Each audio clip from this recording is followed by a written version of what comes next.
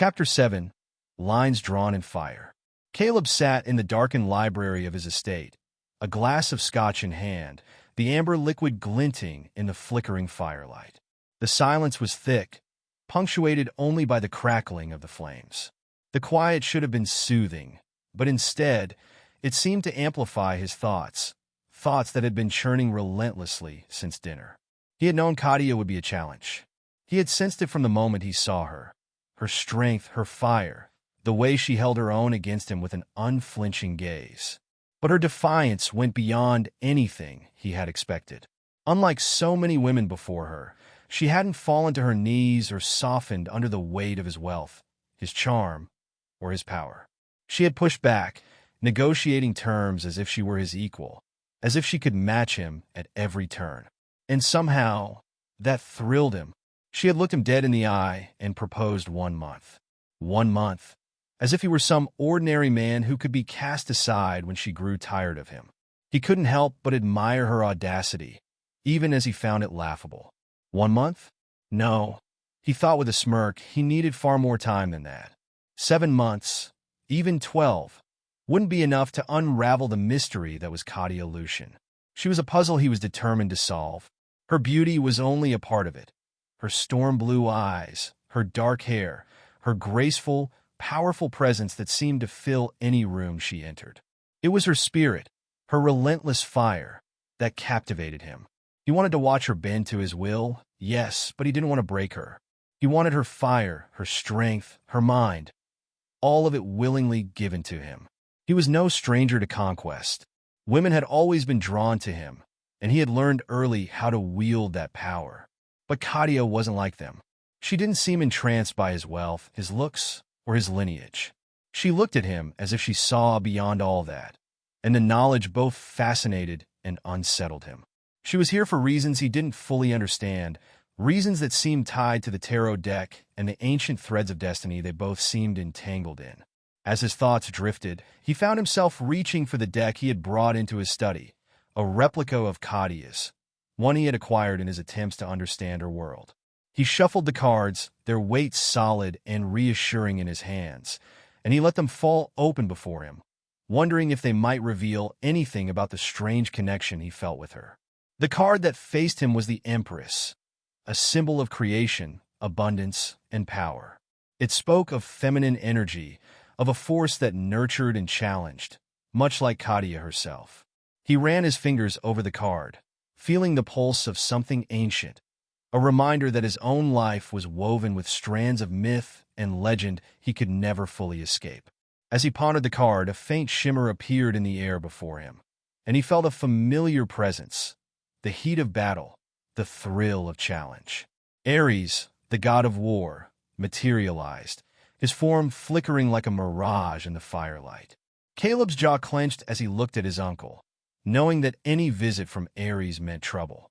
"Didn't expect to see you here," Caleb said, his voice edged with irritation. Ares smirked, crossing his arms. His presence radiated power and chaos, a raw energy that filled the room.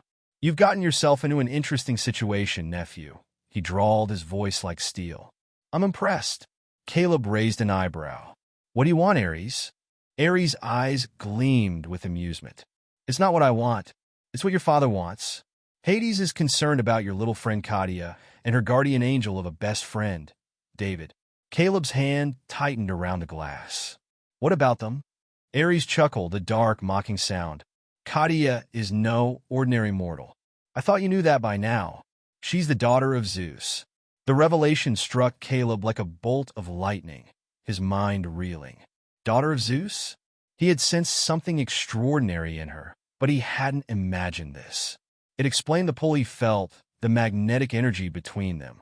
She was tied to the gods, just as he was, though their powers were worlds apart.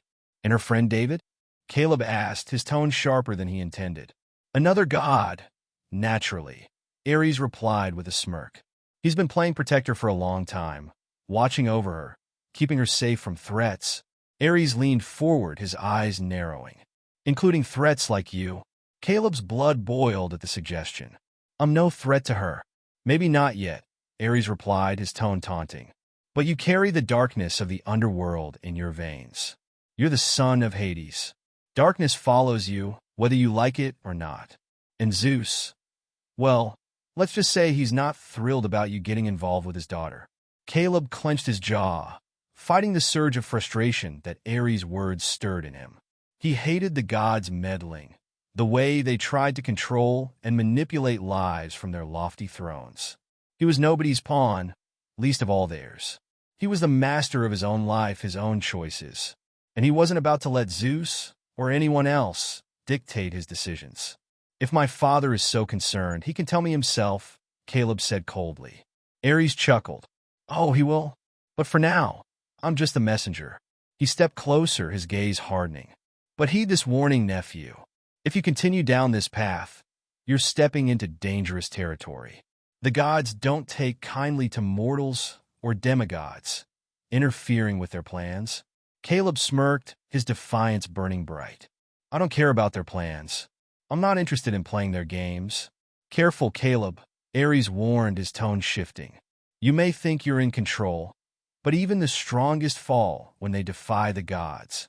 Caleb met his gaze, unflinching. I don't fall, Ares. I conquer. For a moment, Ares looked at him, a glint of respect in his eyes. We'll see. With that, he faded from sight, leaving Caleb alone with his thoughts. Caleb took a steadying breath, his mind churning with the implications of Ares' words. Katya, the daughter of Zeus. It explains so much. The power he felt in her presence, the fire in her eyes, the way she seemed almost untouchable, like a goddess walking among mortals. But it also complicated everything. If she was truly Zeus's daughter, then pursuing her would mean defying the will of the king of the gods. But as he sat there, staring into the fire, he knew one thing for certain. He would not give her up. Whatever the gods wanted, whatever threats they threw at him, he would face them. He wanted her, her spirit, her fire, her defiance. He wanted her willingly, her passion ignited by him alone. And he would make her his, not as some broken pawn, but as the fierce woman she was. He finished his drink, feeling the liquid burn as it slid down his throat. A strange satisfaction settled over him, mixed with a thrill of defiance. He would play his own game, and no one, god or mortal, would dictate his actions. As he rose from his seat, his thoughts returned to Katya. She was in his house now, bound to his terms, and he had no intention of making it easy for her. But her fiery spirit, her stubborn resistance only made him want her more. She was more than a challenge. She was a force of nature, one that he longed to bend, to possess, but never to break. He smirked, anticipation simmering within him. He would make her see that she belonged with him, that whatever bond she thought she had with David, it was nothing compared to what they could share. And she would come to him, not out of obligation, but out of desire. He would strip away her defenses, layer by layer, until she stood before him with nothing left to hide. But for now, he would let her think she had the upper hand, let her believe that she was in control. He would watch her, study her, and play his cards carefully. And when the time was right, he would make his move. As he looked into the fire, he allowed himself a moment of satisfaction. Katya was a challenge, yes, but she was a challenge he intended to conquer.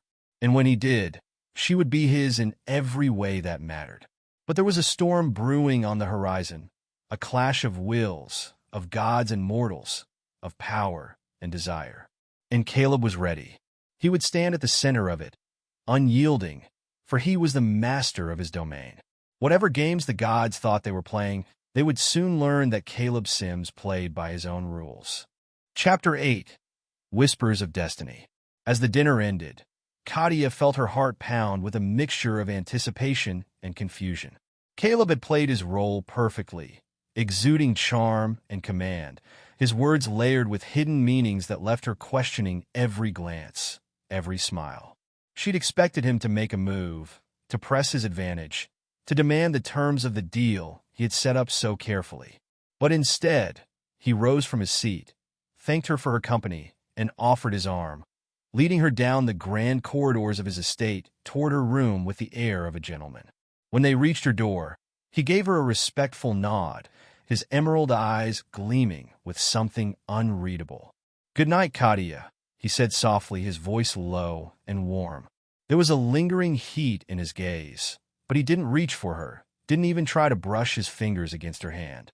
He simply waited, watching her with that intense, possessive look she was beginning to recognize as his trademark. She should have been relieved. She should have been grateful that he was respecting her boundaries, that he hadn't tried to pull her deeper into his web. But instead, a strange sense of disappointment bloomed within her, twisting her stomach in knots. Part of her had wanted him to make a move, to kiss her, to push her beyond her comfort zone. It was maddening, this contradiction within her, this attraction she felt despite everything she knew about him, despite the constant warning bells ringing in her mind.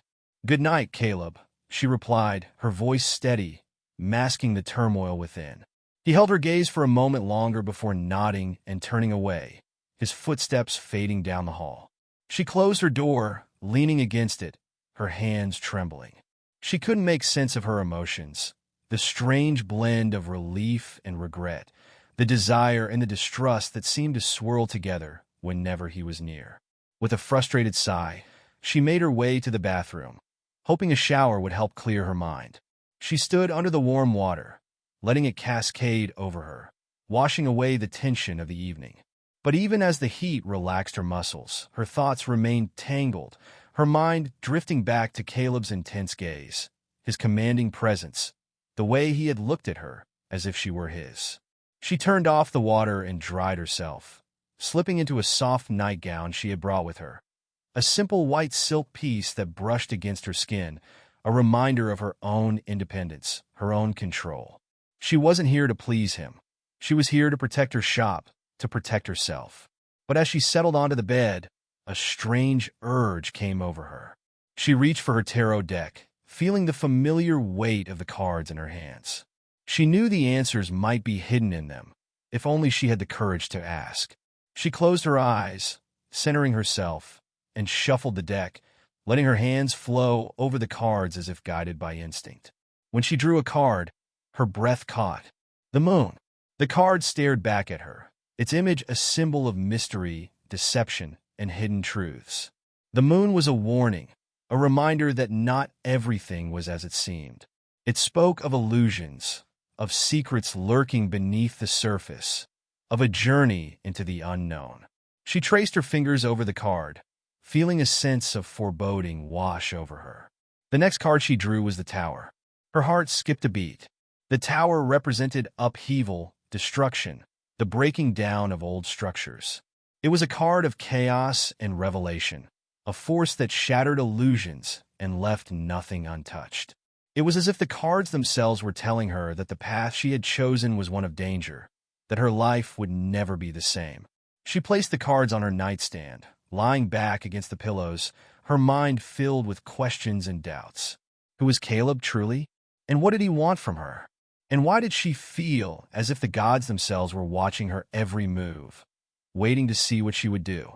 As sleep began to claim her, her mind drifted, her thoughts swirling with the images of the cards, of Caleb's intense gaze, of the strange, invisible threads binding her to him. And then she found herself standing in a place that was both familiar and otherworldly. Her surroundings were shrouded in mist, soft and silvery, casting an ethereal glow over everything. She could feel the presence of power, ancient and vast, surrounding her, filling the air with a sense of reverence. A figure appeared before her, emerging from the mist with a grace that took her breath away.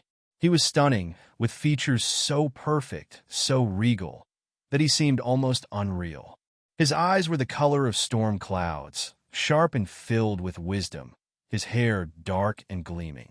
He radiated strength, power, and something else, something that felt deeply familiar, as if a part of her had always known him. "Katya," he said, his voice like thunder softened by the gentleness of rain. "My daughter." Her heart pounded as she stared at him, the realization settling over her like a wave. "You're my father?" He nodded, a faint sadness in his eyes. "I am Zeus. And yes, I am your father, though I have been absent from your life. That was the price I paid to keep you safe. She felt a pang of confusion and hurt. Safe from what?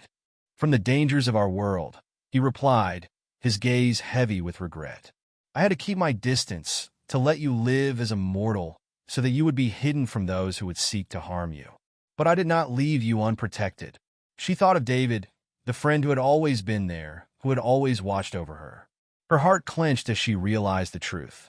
David, he's a god? Zeus nodded, a faint smile on his lips. Yes, David is not just any friend. He is my most trusted ally, one who has watched over you, guarded you. He is bound by loyalty to keep you safe. Katya felt a rush of emotions, gratitude, betrayal, confusion, all blending into a storm within her. She thought she had known David, but now she realized he was so much more than he had let on. She couldn't deny the strange comfort it gave her, but it also left her feeling unsettled, as if her entire life had been orchestrated by forces beyond her control. Zeus's expression grew serious. But there is more you must know. Caleb, he is not as he seems. A shiver ran down her spine. What do you mean? He is bound to the underworld, a son of Hades, Zeus said, his voice filled with a mix of disdain and warning. He carries darkness within him, and his path is one of danger and shadows. I would not see you drawn into his world. She wanted to argue, to tell him that Caleb was more than his heritage, that there was a depth to him she couldn't explain. But she hesitated, a part of her recognizing the truth in her father's words. There was darkness in Caleb, a hidden edge that thrilled and terrified her.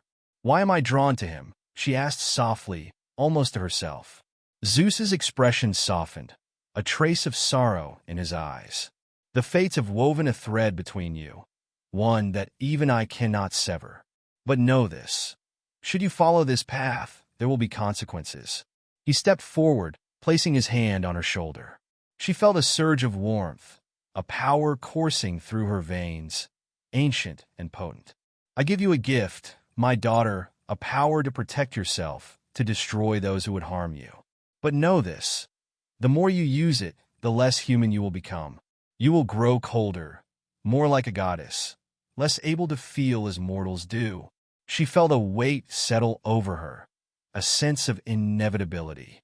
She wanted to ask him why, to demand answers, but he stepped back, his form beginning to fade.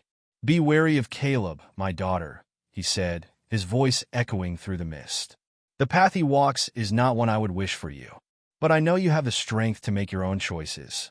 As he vanished, she felt herself being pulled back, the world around her dissolving, until she was once again lying in her bed, the morning light streaming through the window. She sat up, her heart pounding, her mind reeling from the dream, the vision that had felt so real. Her father, Zeus, had spoken to her, warned her, given her a power she hadn't asked for. And David, he was a god, her guardian all along. She took a shaky breath, trying to process it all, feeling both empowered and weighed down by the knowledge. She would have to be careful, to protect herself, to use this power only if absolutely necessary. She was human, and she intended to stay that way. And Caleb, she didn't know what to think. Her father had warned her, but her own heart was uncertain. Caleb was a puzzle, a mystery wrapped in darkness, and the fates themselves seemed to pull her toward him. But one thing was clear. She would not be manipulated, not by Caleb, not by Zeus, not by anyone. She would follow her own path, guided by the tarot and her own instincts. She was done being a pawn in anyone else's game. As she rose from the bed, a sense of determination filled her. She would confront whatever lay ahead with strength, resolve, and a heart unyielding. No matter what shadows lay before her, she would not back down. Chapter 9. The Balance of Light and Dark. In a realm beyond mortal comprehension, where time stretched like an endless ribbon and space folded upon itself in dimensions unseen, there was a great hall, a place of unfathomable power and elegance. The architecture shimmered with otherworldly beauty, formed not from earthly materials but from pure energy, pulsating with colors that defied human understanding. Columns of translucent light stretched up into infinity, and the air was alive with the hum of forces more ancient and potent than the strongest stars. This was the Hall of Gods, a sanctum where only the most powerful of beings dared tread, a place suspended beyond mortal realms. It was here that the gods gathered, not in simple rivalry, but in a delicate, necessary balance, a meeting of opposites that kept the worlds in harmony. In this hall, two courts faced each other, each representing a fundamental force that shaped the cosmos. On one side stood the Court of Light, led by Zeus, the god of thunder and king of the heavens. His court shone with brilliance and grace, composed of gods who wielded the power of creation, light, and life.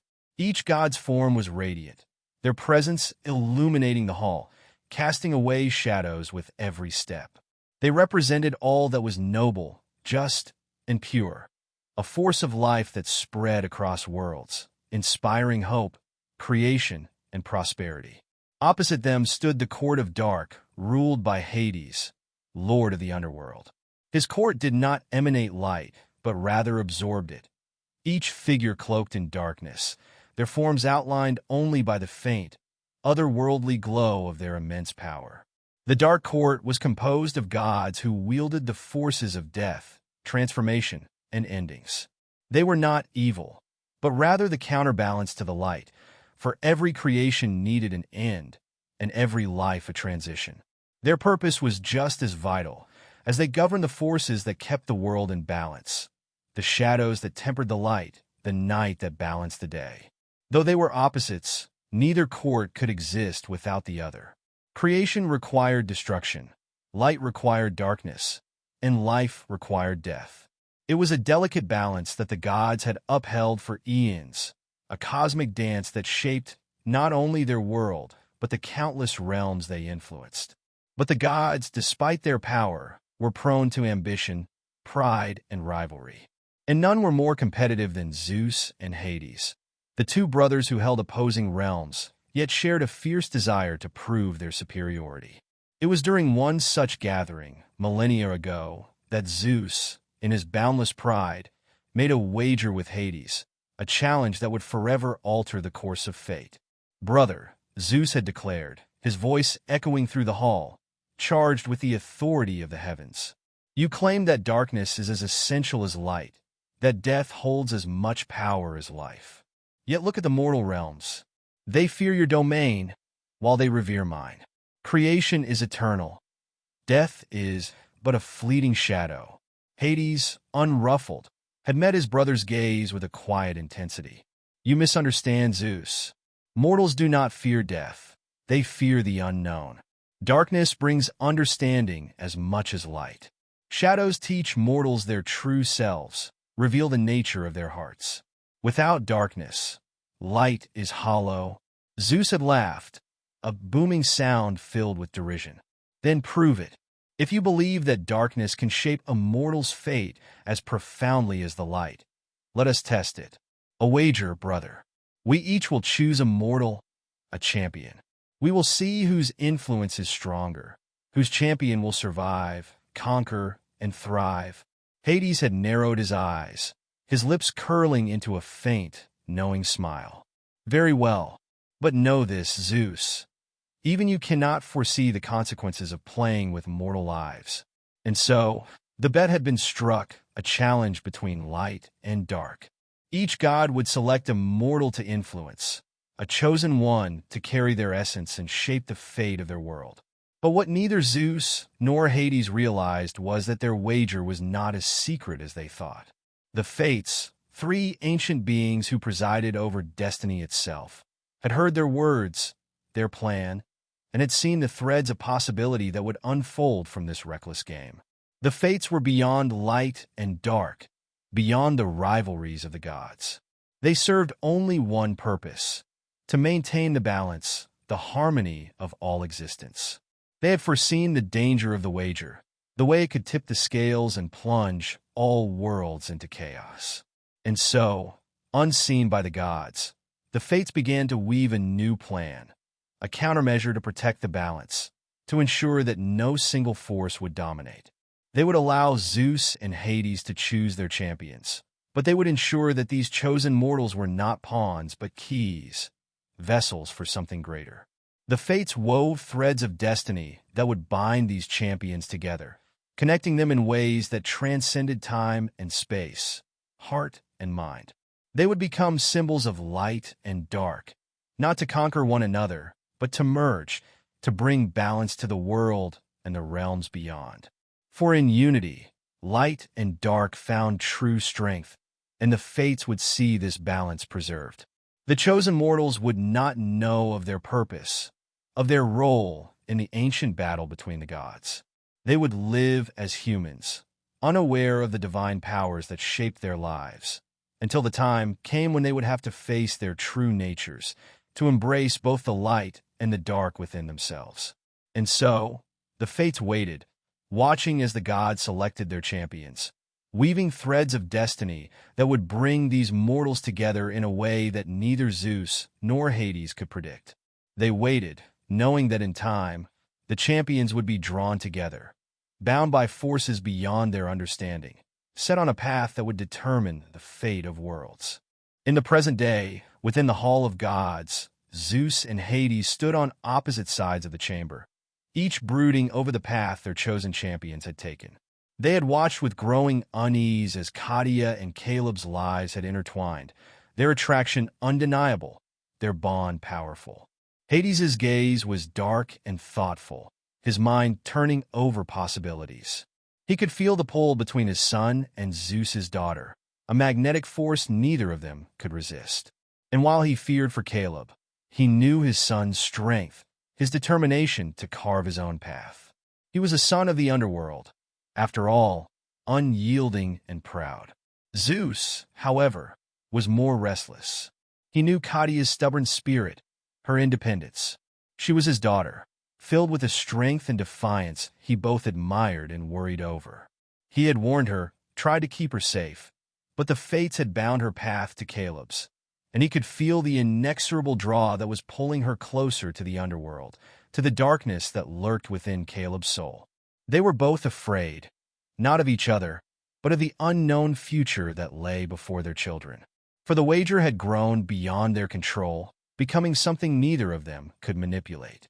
The fates had intervened, twisting the threads of destiny, creating a path that was both thrilling and terrifying.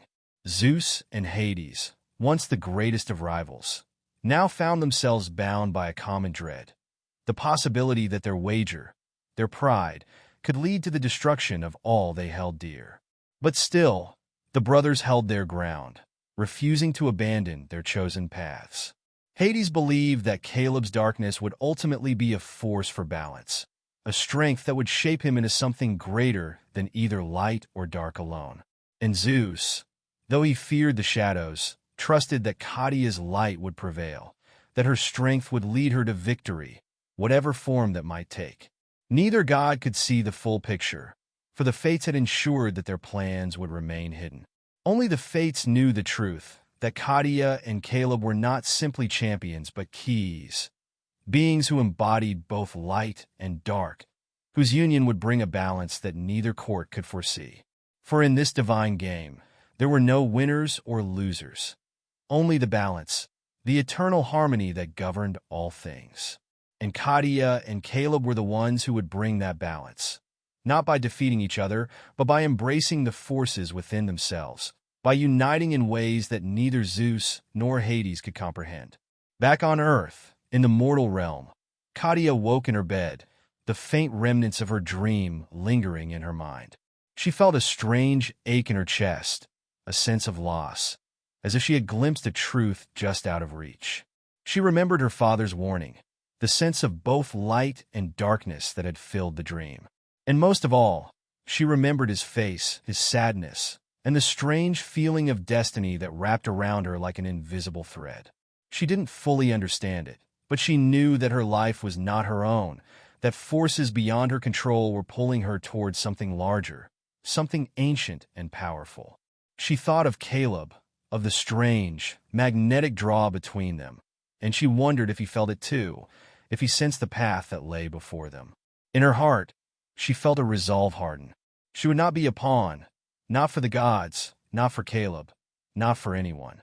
She would walk her own path, guided by the tarot, by her instincts, by the fire within her.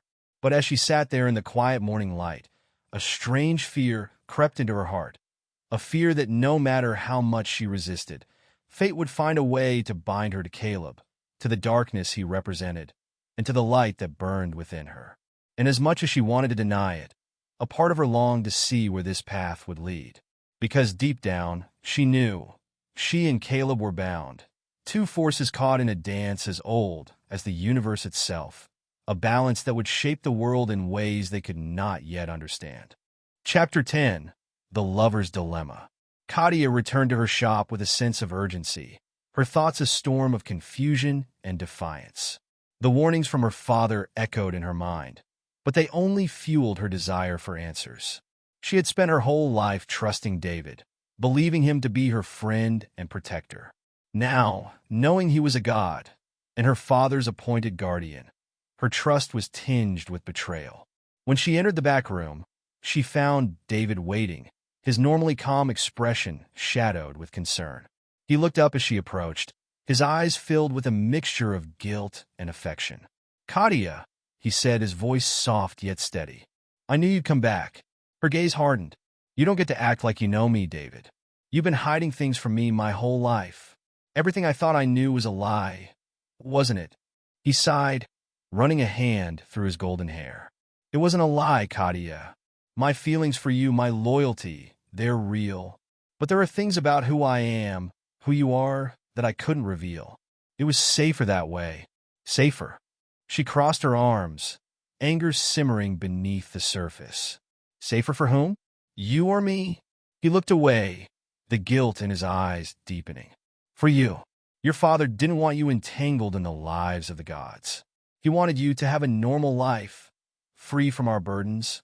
Is that why you never told me what kind of god you are?" She took a step closer, her voice laced with accusation. "You say you care about me, but you've kept me in the dark this whole time. Why, David? What are you hiding?" David's jaw clenched, and she saw a flicker of something dark in his eyes, something he usually kept hidden beneath his calm exterior. "Because some truths are more dangerous than lies, Katya.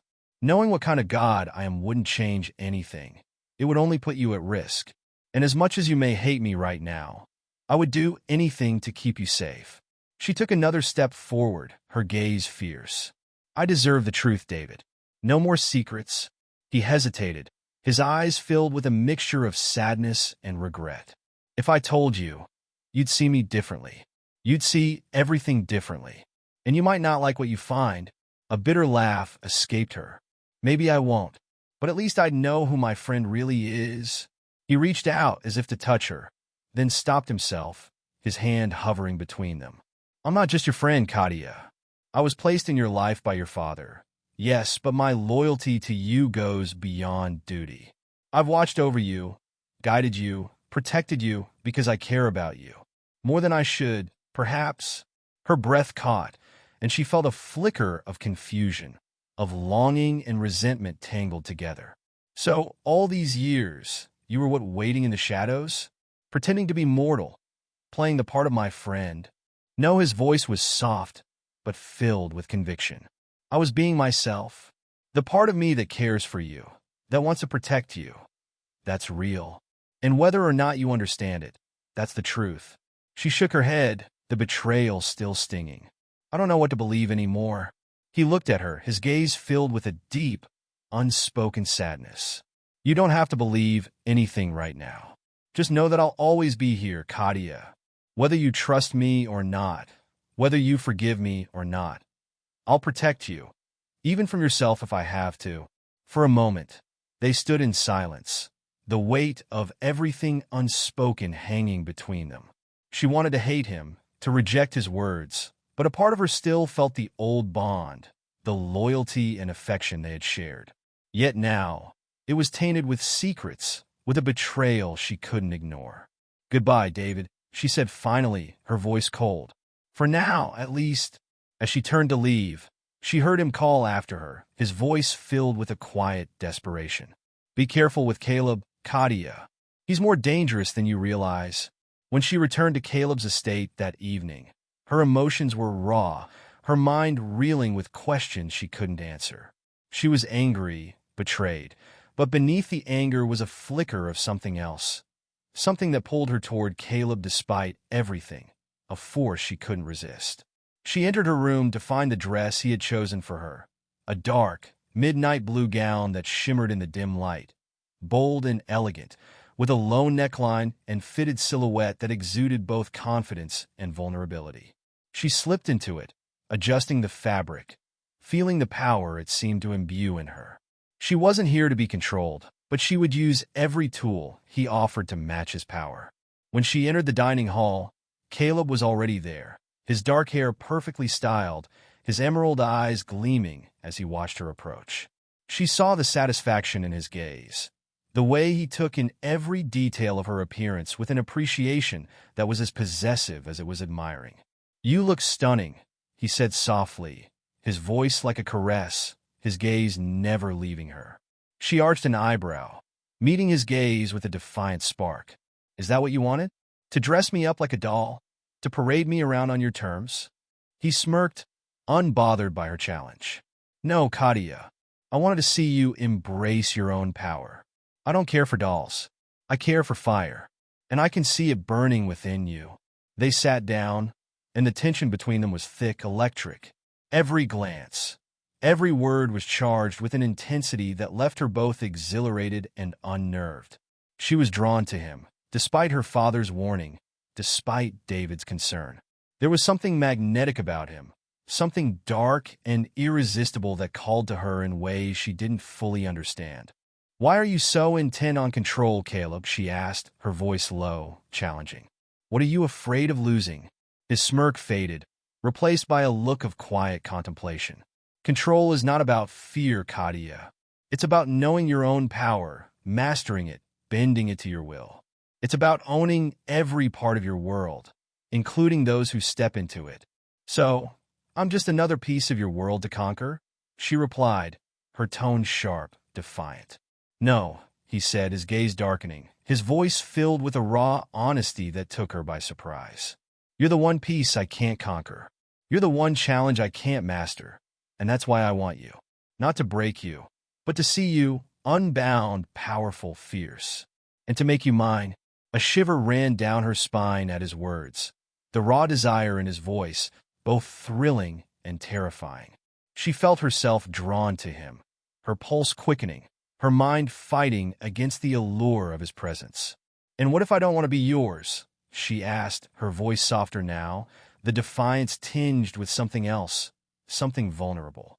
He leaned forward, his gaze intense, his voice barely a whisper. "Then I'll wait. I'll let you resist, fight, defy me. But know this, Katya, I'm patient, and I always get what I want." She met his gaze, feeling her heart pound, her resolve wavering. Part of her wanted to give in, to let herself be swept away by the storm that was Caleb, but a part of her still held back, wary of the darkness that lurked within him, the shadows that seemed to surround his soul. "Is that a promise?" she murmured, her voice barely audible, her gaze locked with his. He reached out, his fingers brushing against her hand, a touch that sent a jolt of electricity through her. "It's a certainty," he replied, his voice dark, seductive, filled with a confidence that was both infuriating and irresistible. The rest of the dinner passed in a haze of tension and desire, every glance, every word thick with unspoken promises and unyielding defiance.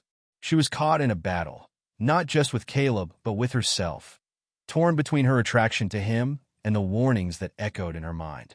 As the meal ended, he stood, extending a hand to help her rise. She hesitated for a moment, then placed her hand in his, feeling the strength of his grip, the possessive way his fingers curled around hers. "Good night, Katya," he murmured, his voice a soft, dangerous promise. "Good night, Caleb," she replied, her voice steady, though her heart pounded with the thrill and fear of what lay ahead. As she left the dining hall, she felt the weight of her choices, the pull of the path she was walking. She didn't know where it would lead, but she knew one thing for certain. She would face whatever came with strength, with fire, with defiance.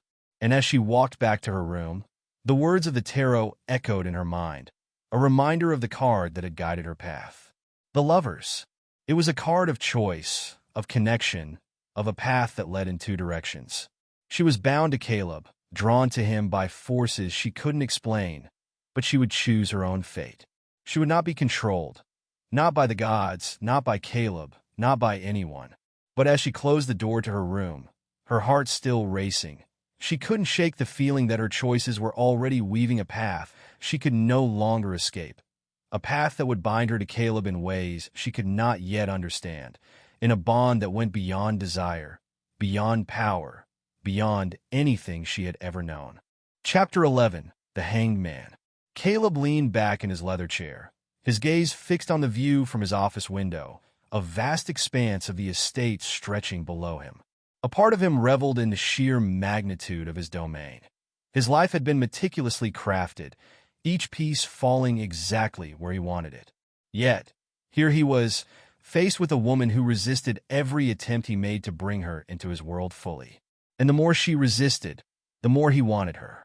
But this wasn't simply about desire. It was about showing her what her life could be if she embraced his world completely. He wanted her to see that she didn't have to settle for the ordinary, the predictable, the mundane.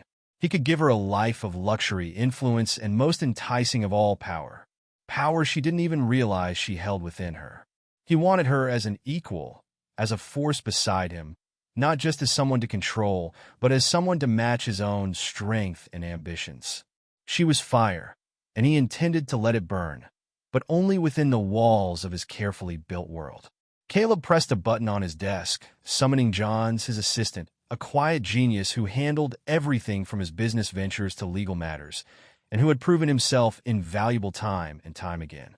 "Johns," Caleb said as the man entered, his expression neutral, a tablet in hand. "I need you to look into someone. David Steele." "Of course, sir." Johns gave a slight nod, his face impassive but focused. "Any particular reason? Or should I assume this is related to Miss Lucian?" Caleb's gaze narrowed slightly. Johns was intelligent, perhaps too much so, but his loyalty was absolute. "Steele is an obstacle," Caleb replied simply, his voice cold and decisive. "I want to know everything about him. Who he is, what he wants, and whether he poses a threat. I won't have anyone using Katya against me." Johns nodded, tapping a few notes onto his tablet. "I'll start right away. I assume you'd like a detailed report by tomorrow." "Tonight," Caleb corrected, his tone brooking no argument. "This is a priority, Johns. I want nothing left to chance." Johns nodded once more, and as he left, Caleb's mind returned to his plans for Katya. Her loyalty to Steele irritated him, not simply because he was jealous, though he could admit, to himself at least, that he was, but because it represented a part of her life he couldn't control. And that was something he refused to accept. But he wouldn't approach this with brute force. Katya would resist that, as she had made clear. Instead, he would make her want his world, make her crave the lifestyle, the power, the influence, and, yes, the desire that he offered her. He would weave himself into every part of her life, every choice, every moment, until she couldn't imagine a life without him. He pulled a card from the tarot deck on his desk, feeling the smooth weight of it between his fingers. The Devil, a card of temptation, of bondage, of the lure of power and desire. It was perfect. He would be her devil, drawing her in with everything she wanted but didn't yet realize she craved. Katya had hoped to find some peace at her shop, throwing herself into work and a new charity initiative she'd been meaning to start. But it was difficult with Caleb's presence lingering in her mind. He was a force of nature, and she knew he wasn't finished with his attempts to draw her deeper into his world. In her frustration, she had reached out to David, a gesture that had been as impulsive as it was comforting. Despite everything that had happened, she missed his friendship, his steady presence. And though she was still angry with him, she couldn't deny the gratitude she felt for his protection, for the loyalty he had shown even while keeping secrets. When he appeared at her shop that afternoon, his face lit up with a warm, familiar smile. She felt a surge of relief. "Katya," he greeted, his voice soft but filled with warmth. "I'm glad you reached out." She crossed her arms, giving him the wry smile. "Don't get too comfortable.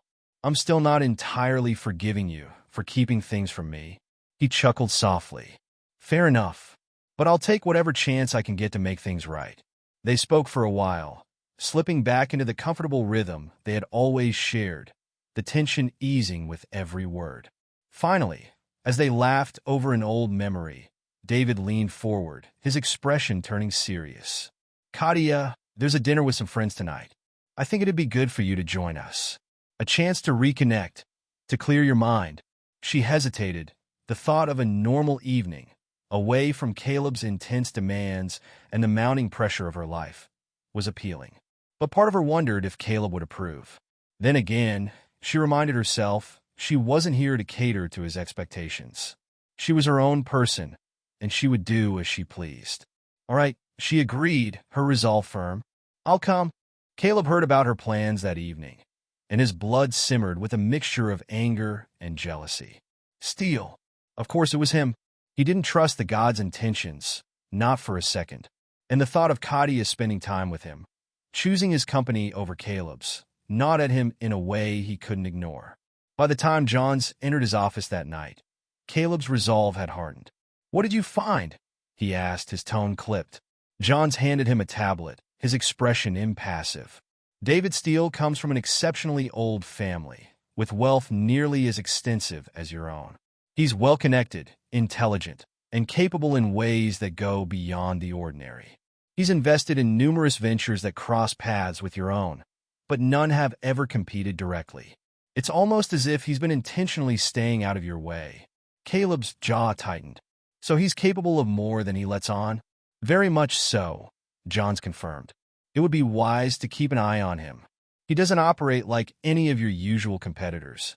Caleb nodded, a dark satisfaction glinting in his eyes. Fine. From now on, I want updates on Katya's interactions with him. If they meet, I'll know about it. Johns hesitated, his brow furrowing slightly. Are you certain, sir? She's a fiercely independent woman. Monitoring her closely could provoke her. Caleb smirked, his voice a low murmur. Let her be provoked. She'll come to see that resistance is futile. She belongs here, with me. The next day, Katya arrived back at the estate after her dinner with David and her friends, a small sense of normalcy calming her for the first time in days. But the moment she stepped inside, she felt Caleb's presence, like a storm waiting to break. He was waiting for her in the library, his posture relaxed, but his gaze intense, sharp. Enjoyed your evening? He asked, his tone calm, but edged with something darker. She gave him a level look. Yes, actually, it was nice to reconnect with friends. I could use a little balance in my life right now. He stood, approaching her with that predatory grace she was becoming all too familiar with. Is that so? He murmured, his voice soft but filled with an underlying tension. And did you find this balance with Steele? She crossed her arms, meeting his gaze with unyielding defiance. David's my friend. I don't need your permission to spend time with him. His eyes narrowed slightly, his jaw tightening. David Steele is a distraction, Katya. A dangerous one. I won't have him pulling you away from what's here, what's waiting for you. Waiting for me? She raised an eyebrow, her voice challenging. And what exactly is that, Caleb? A life where I follow your rules, your commands, where you dictate who I can and can't see. He stepped closer, his gaze burning into hers. A life of power, of purpose. A life where you're more than just a woman in a shop or a charity worker. I could give you everything, Katya. Everything you've ever wanted and more. She felt her pulse quicken, both at his words and at the intensity in his gaze. But she refused to back down, her voice steady and defiant. I want a life that's mine, Caleb, not a gilded cage. If you think I'll just fall in line and let you dictate every aspect of my life, then you don't know me at all. A slow, dark smile curved his lips. Oh, I know you, Katya, and I know you're not as immune to this as you pretend to be. He reached out, his hand grazing her cheek, his touch sending a jolt of heat through her. She wanted to pull away, to reject the power he held over her. But the intensity in his gaze held her captive, a silent challenge that called to something deep within her. You can fight me all you want, he murmured, his voice like a velvet whisper. But I see you, Katya. I see the fire in you, the hunger for something more. And I intend to be the one who gives it to you. For a moment, She was silent, her heart pounding, her mind torn between defiance and a dangerous, thrilling attraction. She felt as if she were standing on the edge of a precipice, looking down into a world filled with shadows, temptation, and power. And despite everything, a part of her wanted to jump. But she wouldn't give him the satisfaction. Not yet. She pulled back, her voice cold. You can keep trying, Caleb, but I make my own choices. And you're not the only one who holds power in this house. With that, she turned and walked away, leaving him standing in the library, his eyes dark and calculating. But as she left, she couldn't shake the feeling that she was walking a path from which there would be no return. A path filled with darkness, desire, and a power that both terrified and thrilled her. And somewhere in the shadows, the devil card lingered, a silent reminder of the temptation she couldn't escape, the pull that would forever bind her to Caleb's world. Chapter 12, The Chariot's Duel. Caleb could feel the tension simmering beneath his calm exterior as he prepared for the meeting with David Steele.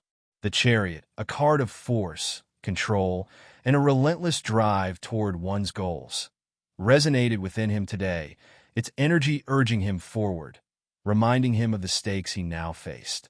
This wasn't simply about business or old rivalries. It was a battle of wills, a contest between two men determined to hold power over the same woman, each vying for dominance in a game neither intended to lose. As he entered the office suite, sleek with glass walls and polished steel, Caleb's every step echoed with confidence and control. This was his domain, or so he had thought. But David was already seated at the far end of the table, his demeanor unruffled, his gaze sharp with a knowing gleam. It was a look that instantly grated on Caleb's nerves, a reminder that David Steele, despite his friendly exterior, was more than an ordinary rival. "Caleb," David greeted, his voice cool and assured, with the faintest hint of a challenge. "It's rare to see you step into the business ring yourself." "I'm honored." Caleb kept his face impassive, his own voice a measured calm as he took his seat. "I thought it was time we had a face-to-face. Some matters require a personal touch." David's smile was polite, but Caleb caught the glint of amusement in his eyes. "I couldn't agree more. There's something about direct competition that's exhilarating, don't you think?" Caleb's jaw tightened. He could feel the subtle goading, the slight provocation woven into David's words. It was as if David knew the exact buttons to press, to test the limits of Caleb's control. He wasn't used to facing this level of resistance, certainly not from someone who had been a silent presence until recently. And knowing that David had connections to his father only added fuel to the fire of his irritation. "So, Mr. Steele," Caleb said, his voice low, calm, "why the sudden interest in my affairs?" David leaned back, a relaxed smile on his face as his assistant, Harper, tapped away on her tablet, eyes flicking up now and then with a glimmer of curiosity. Caleb could see in her the same sharp intelligence he valued in John's. It was evident that David's team was meticulously chosen, a reflection of his calculated approach. "It's not so sudden," David replied, his tone casual but his gaze intense. "I've been watching from a distance, but I thought it time to get involved." Caleb's eyes narrowed, his voice turning icy. "Involved in what exactly?" David's expression remained serene, almost amused. "In matters of mutual interest. You see, Caleb, the world is full of mysteries, and some of them are best managed with a certain collaboration." Collaboration. The word hung in the air like a challenge, and Caleb felt his blood heat at the thought of any sort of alliance with David. He had no interest in alliances, certainly not with someone who clearly had his own agenda. And yet, he sensed there was more beneath David's offer, a hidden motive he couldn't quite discern. As if reading his thoughts, David continued, his voice lowering. "Your father and I have crossed paths many times, Caleb. Hades and I have something of an understanding. It's always wise to know one's friends and one's rivals." The implication stung, and Caleb clenched his jaw, forcing himself to maintain his composure. David was hinting at something more than mere business rivalry. He was reminding Caleb of the depths of his influence, the connections that stretched beyond mortal realms. It was a calculated move, and Caleb could feel the tension building, a clash of forces that neither man intended to yield. Friends and rivals are not always so easy to tell apart, Caleb replied smoothly, a dark glint in his eye. Especially when one lacks transparency. David's smile never wavered, but there was a steeliness in his gaze, a calm power that spoke of centuries of experience. Transparency is a rare quality, isn't it? But as you well know, power rarely shows its true face. A brief silence settled over them, the air charged with the weight of unspoken threats. Caleb knew this was a battle he couldn't afford to lose, not with Katya in the balance. David's every move, every word, hinted at an understanding of things Caleb hadn't yet uncovered, and it infuriated him. Later, as Caleb returned to his estate, his thoughts remained on David's parting words, the hint of a past between David and Hades, and the unsettling realization that he might not know the full extent of David's intentions. The chariot's lesson echoed within him, a reminder of the struggle for control, the necessity of vigilance. He would not let this rivalry go unanswered, and he would ensure that David's influence over Katya was severed, piece by piece. In the library, he found Katya, her gaze sharp as she met his eyes, as though she sensed the intensity within him. She looked stunning, her every movement filled with a confidence that drew him like a magnet, her independence only deepening his need to possess her, to bring her fully into his world. But she was fire, and he knew he had to coax her, to make her see that what he offered was far greater than the world she clung to. "Long day?" she asked, her tone laced with curiosity, though he could see the flicker of concern in her eyes. "Eventful," he replied, his voice calm, though the tension remained. "I had a rather illuminating conversation with your friend, David." Her eyes narrowed slightly, her posture shifting. "David? Why would you need to talk to him?" He gave a faint smile, tilting his head.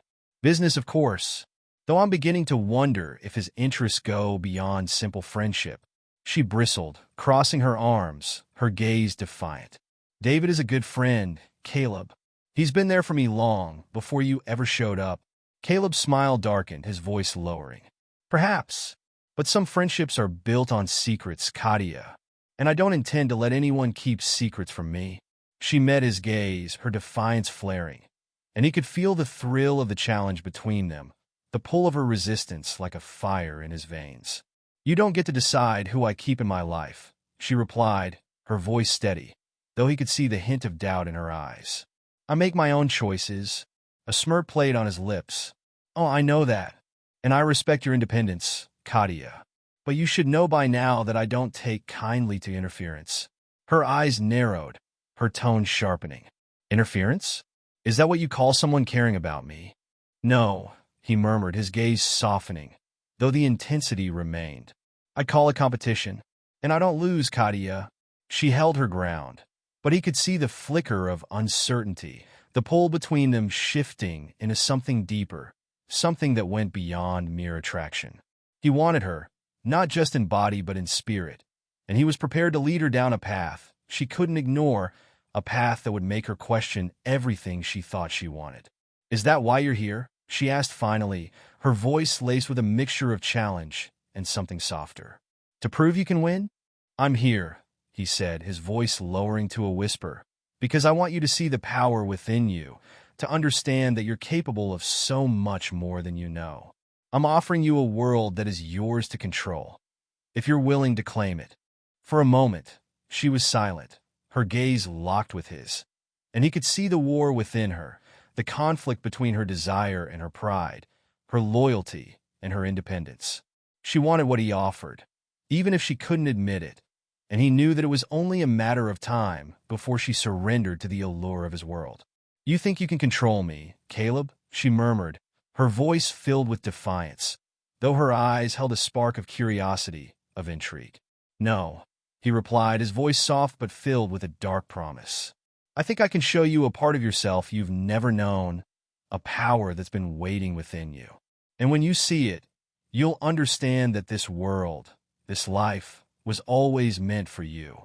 She pulled back, her expression conflicted, her voice a whisper. "I don't want to lose myself in this, Caleb. I don't want to be just another piece in your game."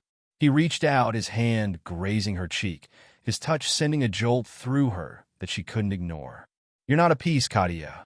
You're the queen. And queens don't get to live ordinary lives. They rule." For a moment, she was silent, her eyes searching his, and he could see the desire, the fear, the fierce independence that held her back. But he also saw the spark of something deeper, something that wanted to take the risk, to step into the unknown. As she turned away, leaving him alone in the library, Caleb felt the chariot's influence guiding him, urging him forward. This was his path, his journey, and he would not relent. David might think himself a match, an equal in this game, but Caleb knew one thing for certain. He was Hades' son, and he did not lose. In the shadows, the chariot loomed, a symbol of victory, of dominance, a reminder that control was not simply taken. It was earned, fought for. And Caleb was prepared to win Katya, not by force, but by making her see that the world he offered was one she couldn't resist. Chapter 13. The Dance of Fate. Gods above, fates below. In realms where mortals dare not go, they weave the threads of lust and strife, binding hearts with threads of life. Wars are waged in shadowed light, between love's pull and endless night. A gamble fierce, a wager bold, for hearts to break or souls be sold.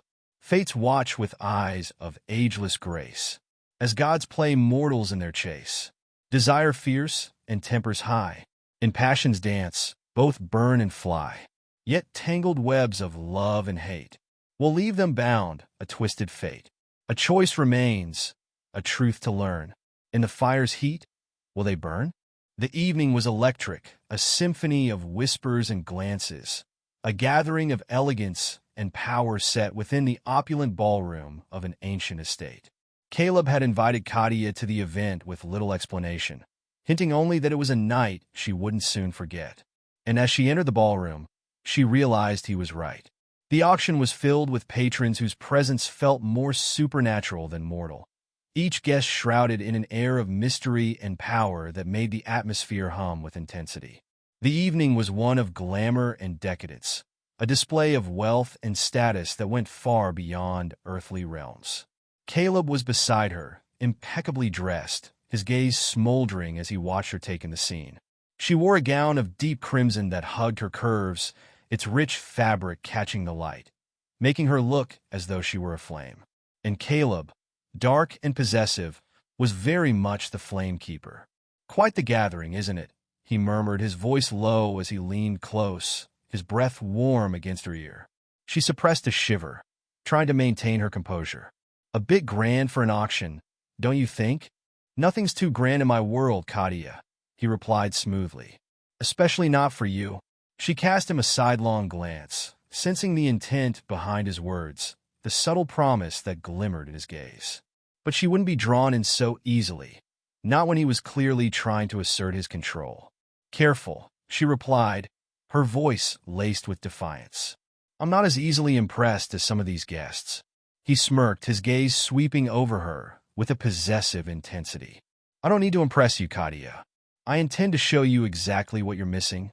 The auction began, with rare artifacts and priceless treasures passing under the gavel, each item presented with grandeur and flair.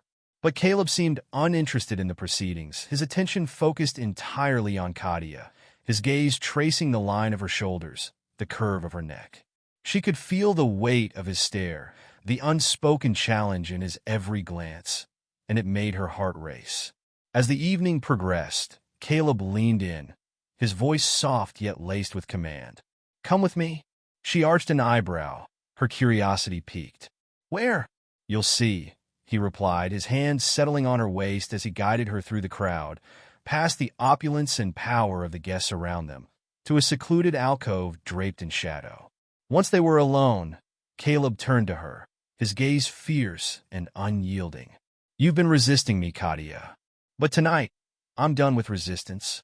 Before she could reply, his hands were on her, his lips capturing hers in a kiss that was as intense as it was unexpected.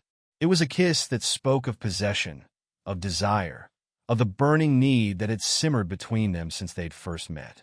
She felt her resolve waver, the fire within her answering his touch, even as her mind screamed to resist. "Caleb," she murmured, her voice breathless, conflicted. But he silenced her with another kiss, his hands trailing down her back, pulling her against him as though he could imprint himself upon her. The intensity of his touch, the raw hunger in his embrace, overwhelmed her, and for a moment she allowed herself to be swept away, to lose herself in the storm of his desire.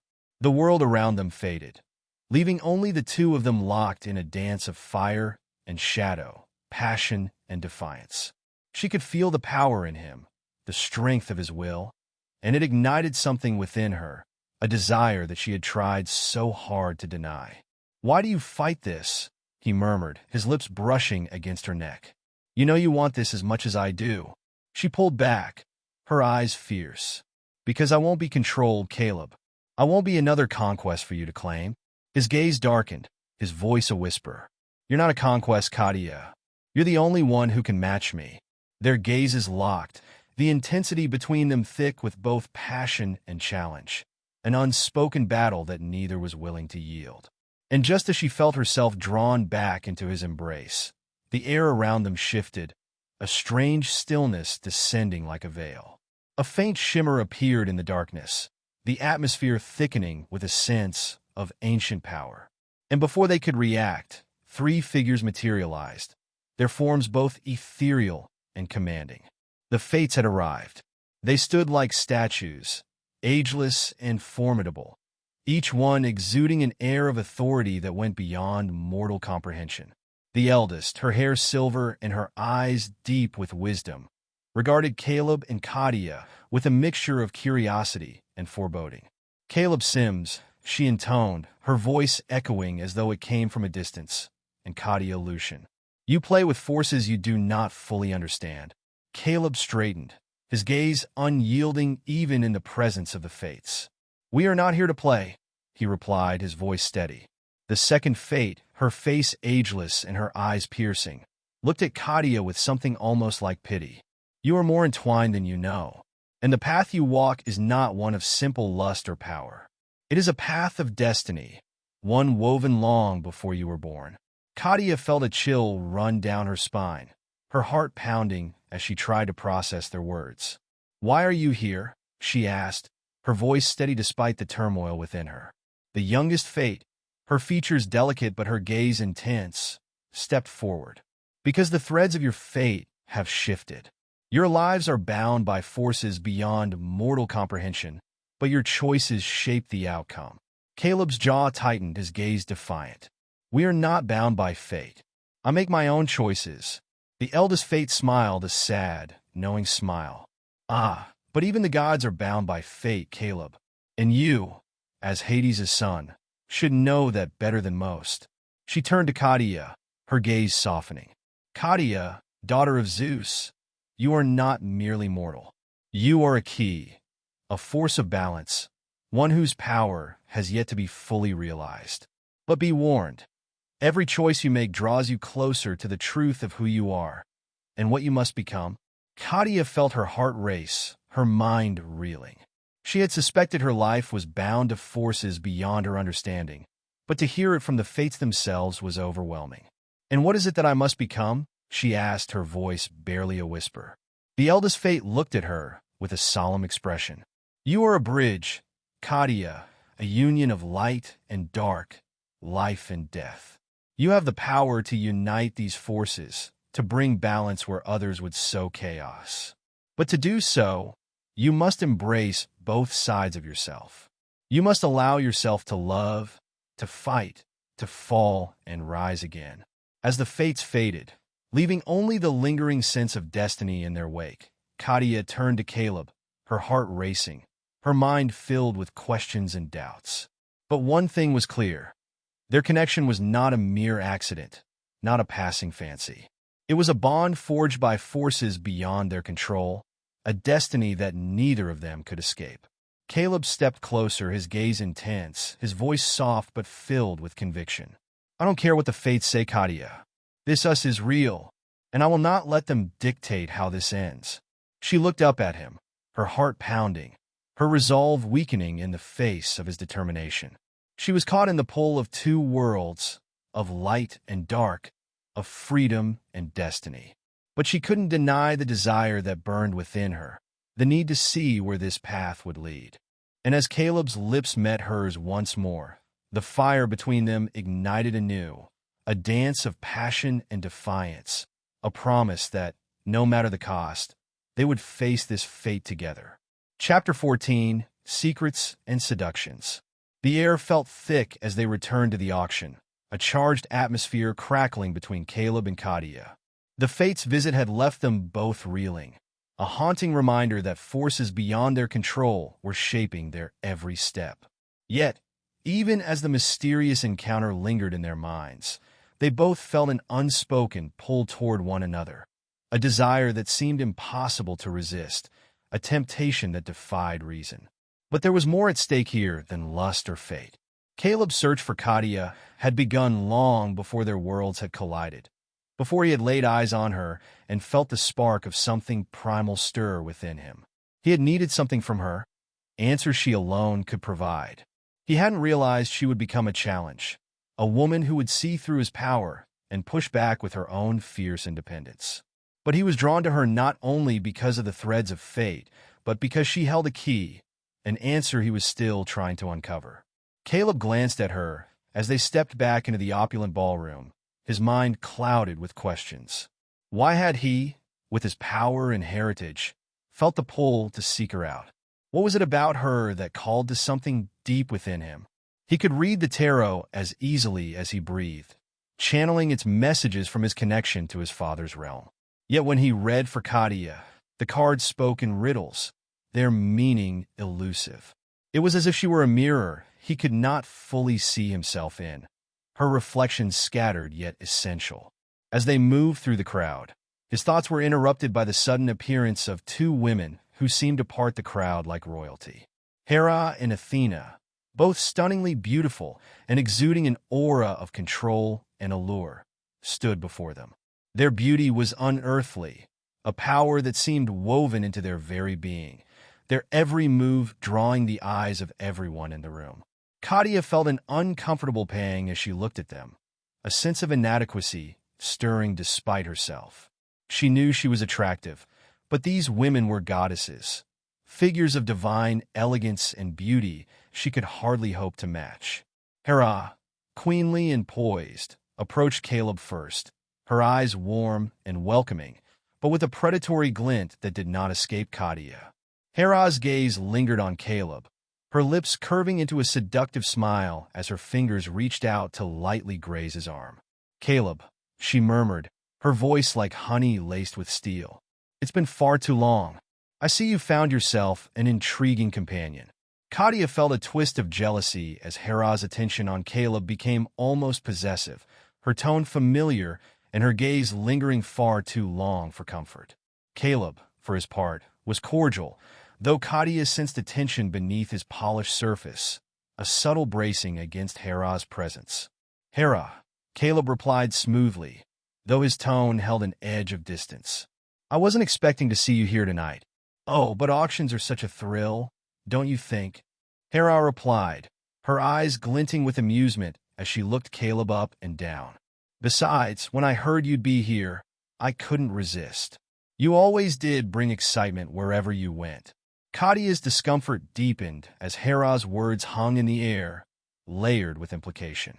She could feel Hera's interest in Caleb, a possessive curiosity that made her skin prickle with a mix of jealousy and insecurity. She glanced at Athena, who was watching them with a slight smirk, her beauty no less intimidating, but her manner more reserved. "And this must be Katya," Athena said, her voice calm but her gaze assessing. "The daughter of Zeus. We've heard quite a bit about you." The weight of Athena's gaze made Katya's stomach twist, but she lifted her chin, refusing to let herself feel diminished. "I'm sure you have," she replied, her voice steady despite the turmoil within her. Hera's gaze flicked over to Katya, her eyes filled with a strange mix of disdain and interest. "You're lovely," she said, though the compliment felt as sharp as a dagger. "But tell me, how does a mortal woman find herself tangled with gods and sons of gods. Katya forced herself to hold Hera's gaze, her voice calm but defiant. It seems fate had other plans for me. Hera's smile widened, though it didn't reach her eyes. Fate, she murmured, her gaze flicking back to Caleb. Funny, isn't it? How fate seems to bring us all together in ways we don't expect. Katya felt a strange ache in her chest as Hera's gaze lingered on Caleb, her hand resting just a bit too long on his arm. She knew she had no claim over him, yet seeing Hera's attention on him stirred something possessive within her. Caleb was hers, though she couldn't say in what way, only that she felt it with a fierce certainty that she could not explain. But Caleb, sensing Katya's discomfort, turned his attention back to her, his gaze softening as he reached out, pulling her close. "Shall we?" he murmured, his voice low and filled with an intimacy that was unmistakable. Hera's eyes flashed with irritation, but she kept her expression serene, as if Caleb's shift in attention were of no consequence to her. Athena watched with a slight tilt of her head, a faint smile on her lips, as if enjoying the subtle rivalry unfolding before her. They moved through the crowd once more, and Katya could feel Caleb's hand on her waist, a possessive touch that sent shivers through her. She felt both victorious and unsettled, her heart racing as she processed the strange encounter. Hera's interest in Caleb had felt almost personal, a reminder that she was navigating a world far beyond her understanding. "Why did she look at you like that?" she murmured as they walked, unable to keep the question to herself. Caleb gave a faint smile, his gaze unreadable. "Hera has always had an interest in those who challenge her, and perhaps she finds my connection to Hades intriguing." The words stung, a reminder of his heritage, of the dark power that pulsed beneath his calm exterior. And yet, she couldn't deny the pull she felt toward him, the way his very presence made her heart race, her mind blur. As they moved further into the ballroom, Caleb leaned in, his voice a whisper against her ear. "You seem distracted, Katya. Jealous, perhaps?" She scoffed, though the heat rising in her cheeks betrayed her. "Hardly. I just don't trust her intentions."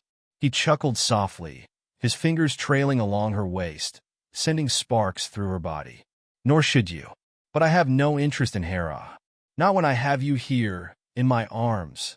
His words sent a thrill through her, a dangerous warmth that mingled with the lingering unease. She knew she should pull away, resist the pull of his touch, but her body betrayed her, leaning into him, craving his closeness. "Why did you seek me out, Caleb?" she asked softly, her voice barely above a whisper. "I know there's more to this than you've told me." He was silent for a moment, his gaze flickering with something unreadable. "I sought you because the cards pointed me to you. Because every path I walked led back to you. You hold a key, Katya, a connection to something I need, something beyond this world." She felt a shiver run through her, a mix of fear and desire. "And what is it you think I hold?" He tilted her chin, his eyes burning into hers. "Answers. Power. But more than that, you're the only one who can see me, truly see me, for what I am. You're the mirror I've been seeking." Her breath caught at his words, her heart pounding as she looked up at him, feeling the weight of his gaze, the intensity of his need. She had never seen him so vulnerable, so raw, and it stirred something within her, a need to understand, to unravel the mystery that was Caleb. "Then show me," she whispered, her voice trembling. "Show me who you are." And in that moment, he claimed her, his lips capturing hers in a kiss that was fierce, consuming, filled with the fire and darkness that simmered beneath his calm exterior. She felt herself surrendering, the world around them fading as his hands roamed over her, pulling her deeper into his embrace, each touch igniting a fire within her that left her breathless. But even as desire flared between them, a shadow fell over the ballroom. The air grew thick, charged with a presence that was unmistakable. And as they broke apart, Hera's eyes lingered on them from across the room, a knowing smile curving her lips as if she held the secrets to their fates in her hands. In that moment, Katya realized that their connection, their passion, was part of a larger game, a game where gods and mortals alike were pawns. And as she met Caleb's gaze, She knew that whatever lay ahead, they would face it together, bound by forces that even the gods could not control. Chapter 15, Justice's Shadow. When gods play games in mortal veins, their laughter hides 1,000 pains. They scheme and plot in endless jest, where love is war and peace won't rest. Between the scales of dark and light, they twist the truth, obscure the sight. Justice sways with tilted hand in realms of lust and shadowed lands. Seducers, traitors, allies, foes, each got a player, each strike a pose. And mortals caught in webs unseen dance on the edge of fate's ravine. So heed the cards and trust your soul, for justice here exacts a toll. In passion's heat and lie's disguise, will love take root, or will it die? Caleb stood alone in his private study, his thoughts dark and turbulent. The encounter with Hera and Athena had left him unsettled, though he'd shown none of it to Katya. Hera's watchful eyes, her thinly veiled interest in him, her intimate knowledge of his connection to Hades. It all added fuel to the fire of unease that burned within him. He knew the gods were never truly neutral, but the reminder that even those who were supposed to remain impartial could meddle left him wary. The tarot card that lay before him, Justice, seemed to shimmer in the low light, a stark reminder of the balance he had yet to achieve. Justice was a card of choices, of right and wrong, of decisions that shaped one's fate. It was a symbol of fairness, but when the gods were involved, justice was often a twisted game, a manipulation that served their own ends. As he gazed at the card, he heard a soft rustle behind him, a presence that felt both familiar and foreign. He turned slowly, his jaw tightening as he took in the figure that had appeared unannounced in his study. Standing before him was Hermes, god of transitions, travel, and trickery, a messenger who was supposed to be neutral, delivering the will of the gods without taking sides. But there was something in Hermes's gaze, a knowing gleam that suggested he was here for more than a mere delivery. Caleb, Hermes greeted, his voice light, almost jovial. It's been a while. Caleb's eyes narrowed. Hermes, what brings you here uninvited? Hermes gave a shrug, a mischievous smile curving his lips. Uninvited, perhaps, but certainly not unwelcome. You have questions, don't you? Questions that the gods are all too eager to keep from you. Caleb's jaw tightened. He didn't like being toyed with, but he also knew that Hermes rarely appeared without purpose. The god's allegiance was a mystery, his loyalty fluid. But for now, Caleb would listen. Enlighten me, then, he said, crossing his arms. If you've come to share some hidden truth, get on with it.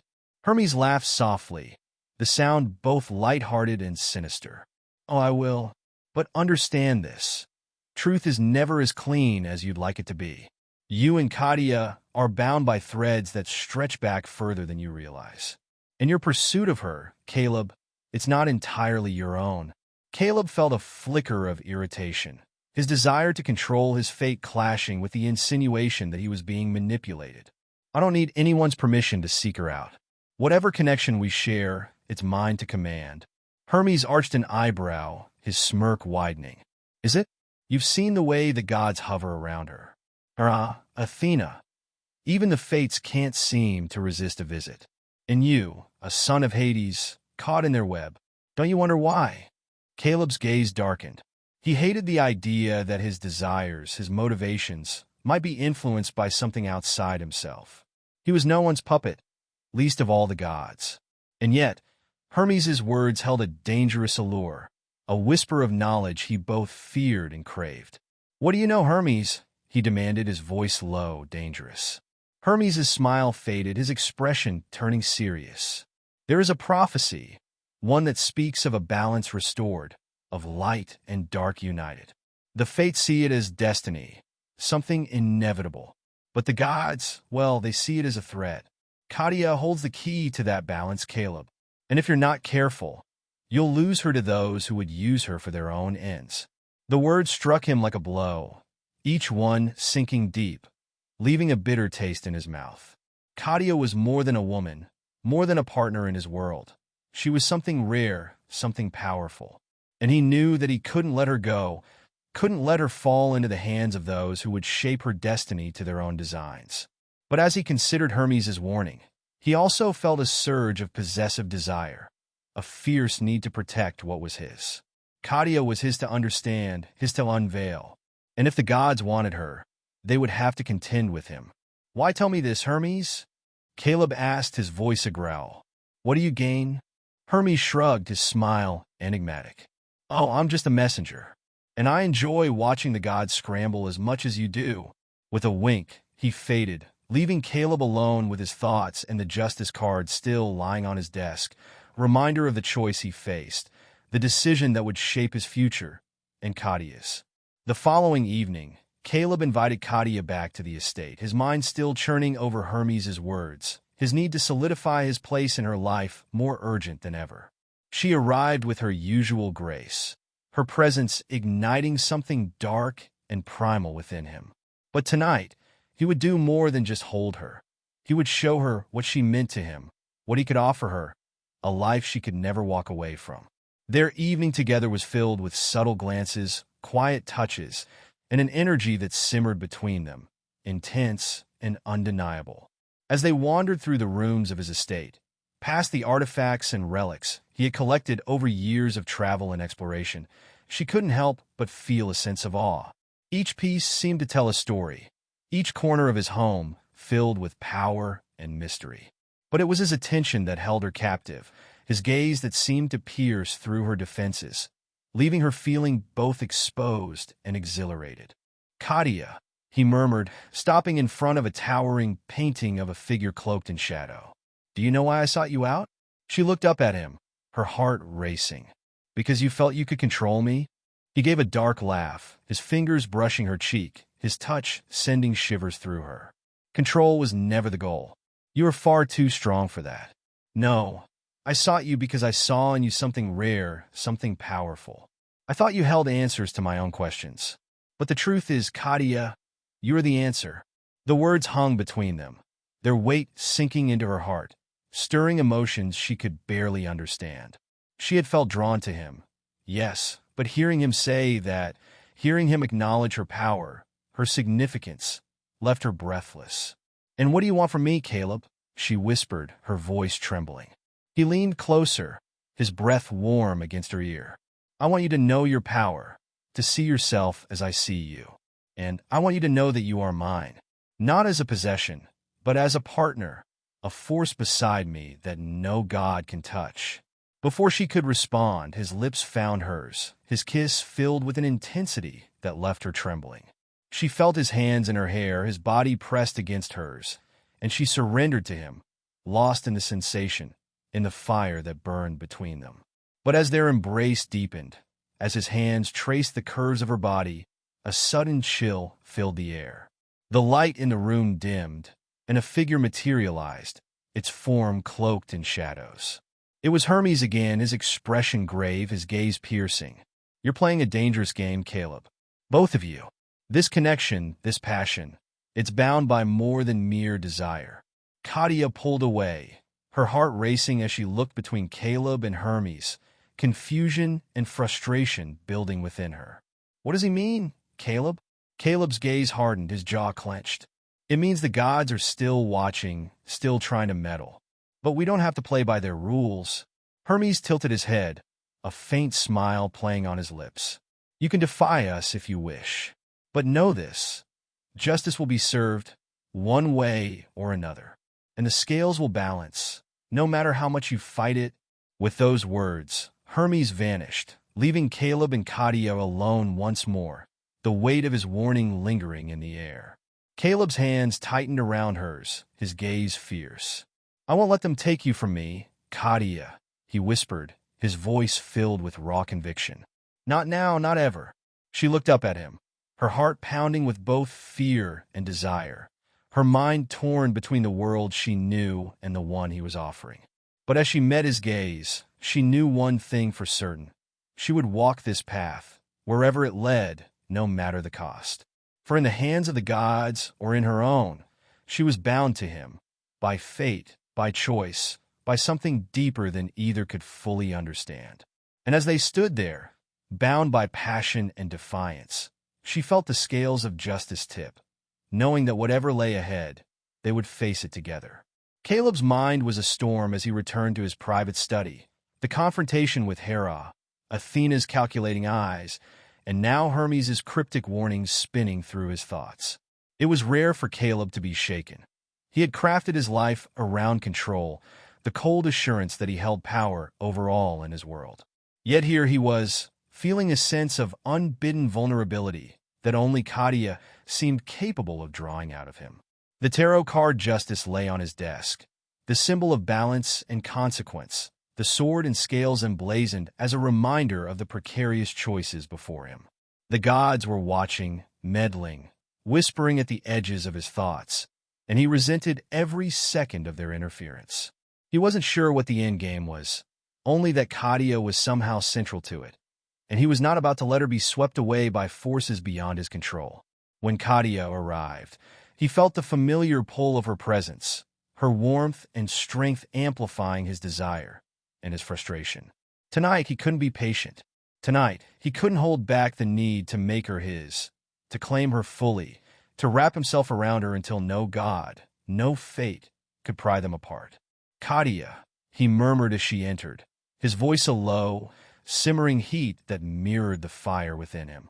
She was stunning in her simplicity, her beauty a quiet defiance against the chaotic grandeur of his life. She met his gaze, her own expression a mix of curiosity and caution, sensing the tension in the room, the dangerous edge in his tone. "Caleb," she replied softly, her voice steady, though he could see the faint flicker of something else in her eyes, an echo of the turmoil he felt. "What is it you're hiding?" she asked, her voice barely above a whisper. "Why did you seek me out?" "The truth, Caleb." He took a breath, feeling the weight of her words, the relentless need to have her understand, to pull her closer, and to make her part of this world that he both ruled and feared. But the truth, the full extent of it, felt like a razor's edge, a dangerous secret that he could barely admit even to himself. "The gods," he began, his voice a growl, barely restrained. "They believe we are meant to be pawns in their games, Katya. But I won't let them play with us. I won't let them use you as their key." "A key to what?" she pressed, her voice trembling with both fear and curiosity. "To balance," he replied, his gaze intense. "To a union they crave and fear. A power they see as both salvation and destruction. I sought you, because every path I took led me to you, because something in you drew me like a force beyond control." Her eyes darkened, her breath quickening.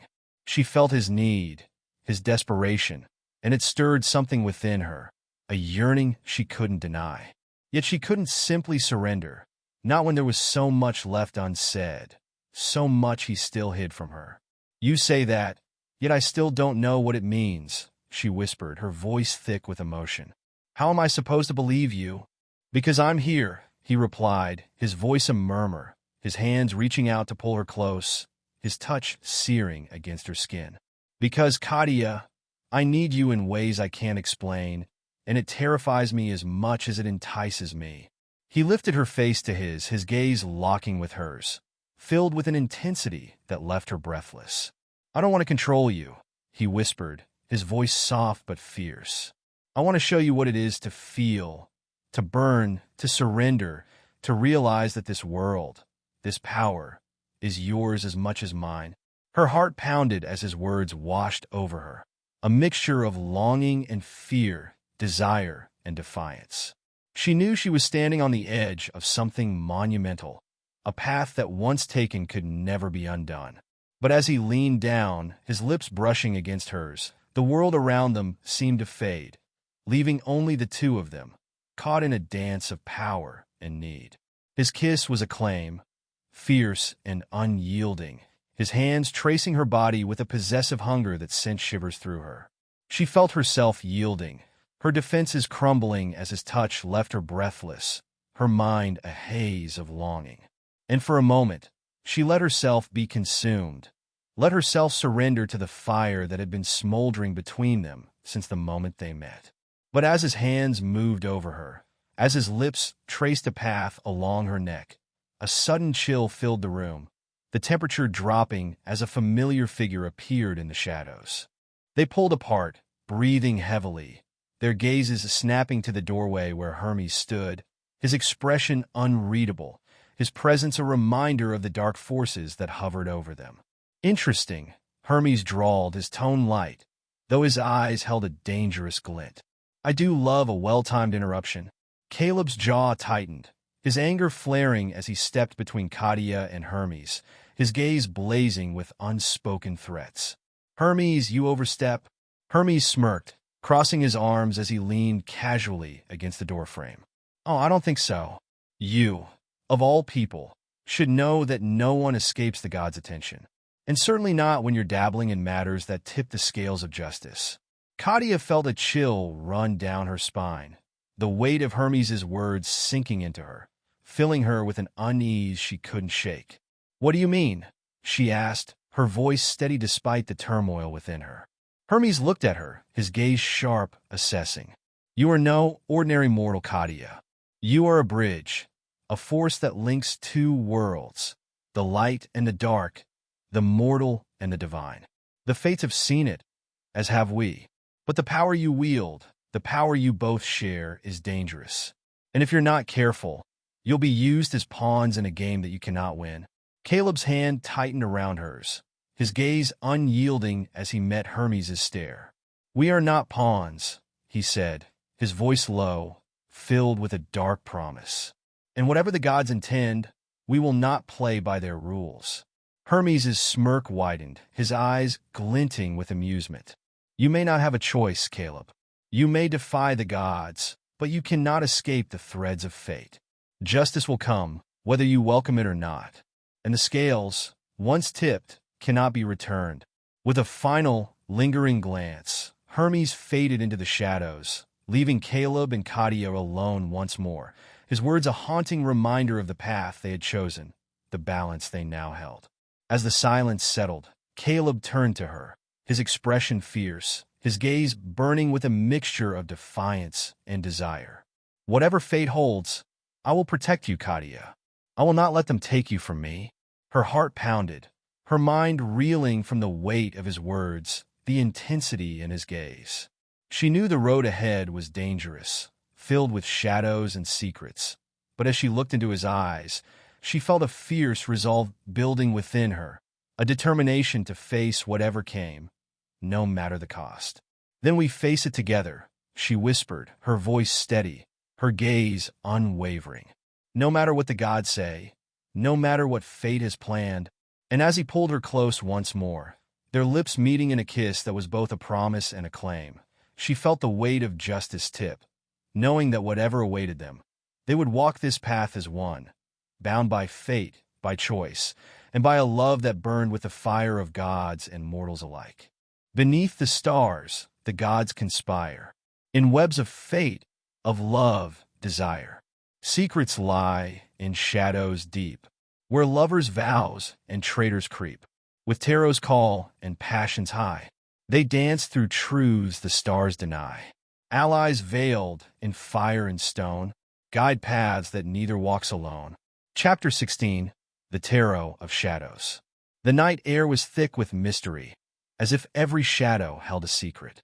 Katya and Caleb moved in silence, their footsteps echoing as they crossed the vast temple floor.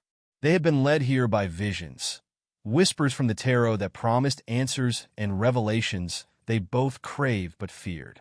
The temple, carved from obsidian and laced with veins of shimmering quartz, radiated an energy that pulsed like a heartbeat, ancient and powerful. In the center of the hall, surrounded by a circle of blue flames, two figures waited: Amara, the goddess of truth and games, and Salas, the god of desire and secrets. Amara's eyes, sharp and ever-shifting, hinted at endless knowledge and silent taunts, while Salas stood shrouded in shadows, his gaze deep and probing. "Welcome, Katya, daughter of Zeus, and Caleb, son of Hades," Amara's voice rang out, both inviting and unsettling. "You've come seeking truths you've yet to confront." Caleb's jaw tightened. "We came for answers, not games." Salas's laugh was soft, a hint of darkness laced through it. "Oh, But the answers you seek are the very games we play. Shall we begin? A deck of tarot cards floated between them, shimmering with a strange, otherworldly light. Amara motioned to Katya, who reached out and touched the deck, feeling a shock of energy surge through her. The first card slipped into her hand, the High Priestess. The card glowed with a soft, unearthly light as she held it, revealing the image of a woman shrouded in a veil, with an air of mystery and intuition. Amara's gaze settled on Katya, the High Priestess.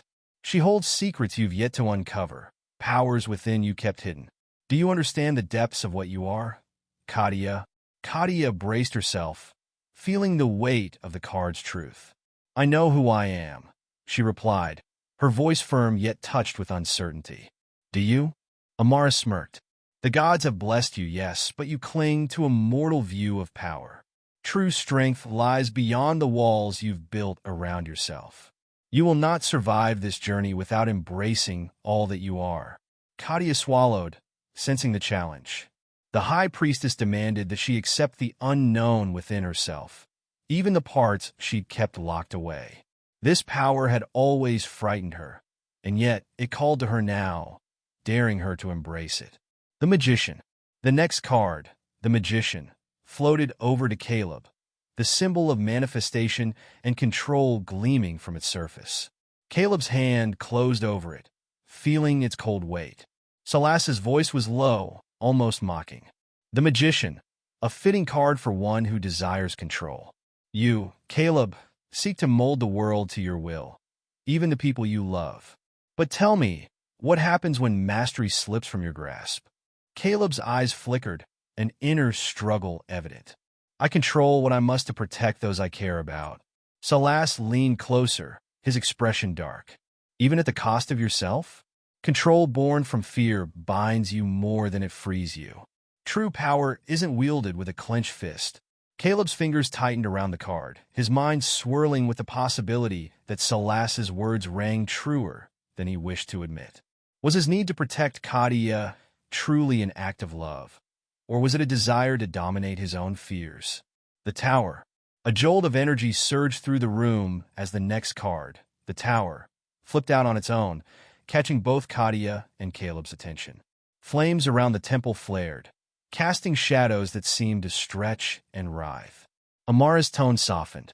The Tower brings destruction of illusion, a painful yet necessary upheaval. The lies you tell yourselves, the fears you keep hidden, they must fall. Caleb looked to Katya, a trace of vulnerability showing through his hardened exterior. Are we the ones in control, Katya? Or have we been following a script written by forces we don't understand? She met his gaze, her heart heavy. We've both been holding back, too afraid to face what's truly between us. Maybe that needs to change. The Tower's revelation shook them, forcing them to confront the fact that their relationship was built on foundations that could not last if left unexamined. The Devil. The next card emerged, revealing the Devil, a figure bound by chains of desire and shadow. Salas handed it to Caleb, his eyes glinting. Temptation and chains of your own making, Salas murmured. You bind yourself with jealousy and fear. Do you want her, Caleb? Or do you want the idea of her? Desire can protect or possess. Caleb's face hardened as he held the card, feeling the weight of its truth. I want to protect her, to keep her safe. Salas tilted his head. And can you protect her without making her a prisoner to your fears? The question hung in the air, and Caleb was silent. He knew the answer, but the admission stung. Was his love for Katya a shelter, or was it a cage? The Lovers. Katya drew the next card, the Lovers, shining with a warmth that contrasted the darker cards before it. The card depicted two figures standing together, a symbol of union and sacrifice. Amara's voice was gentle. Love cannot be true if it is only an escape. The Lovers ask you to choose honestly, Katya. Can you stand by him as an equal, or do you hide behind him? Katya felt a pang in her chest. I'm not hiding, she whispered, but the words felt hollow. Amara leaned forward, her gaze intense. To love is to bare yourself completely, to be vulnerable. Can you trust him enough to see all of you, Katya's heart pounded, each beat a painful reminder of how much she'd held back. Love, if it was real, demanded all or nothing. The Fool. Finally, the Fool card floated between them, glowing with a strange, inviting energy. Both Katya and Caleb felt its pull, a challenge and a promise in equal measure. Salas spoke, his voice filled with gravity. The Fool's journey is one of trust, of stepping into the unknown without fear. Will you take this leap together? Katya and Caleb exchanged a look, each seeing the same doubt and the same spark of hope in the other's eyes. Caleb reached out, his hand steady. We've been holding back, Katya. Maybe it's time to leap.